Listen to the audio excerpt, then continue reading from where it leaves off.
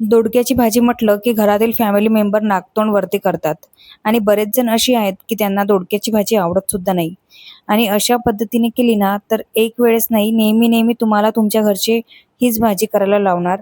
म्हणून एकदा नक्की रेसिपी ट्राय करा. सर्वात आधी दोडक्याची साल काढली आणि नंतर बारीक बारीक कापून टाकले, कारण आमच्या घरी बारीक बारीक पाहिजे. नंतर मग तुम्हाला जशी कापायची आहे तशी तुम्ही कापू शकता. नंतर नंतर दोडके तेलामध्ये परतून घ्यायचे 5-10 मिनिट आणि ते झाल्यावर साईडला काढून ठेवू. आणि त्याच कढईमध्ये थोडे शेंगदाणे, जिरं, खोबरे, धनी, तेजपत्ता, इलायची, लवंग, कलमी, मिरे हे सर्व मी त्या कढईत थोडं भाजून घेतलं होतं आणि याचा आपल्याला पेस्ट बनवायचा आहे. आणि हा पेस्ट टाकायच्या नंतर तर त्यासाठी एक छोटा छोटा बारीक कट केलेला कांदा घेतला, तो टाकला मी.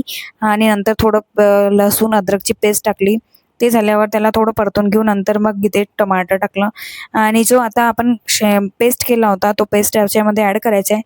आणि आता छान 5-10 मिनिट आपण याला पण कवर करून घेऊ.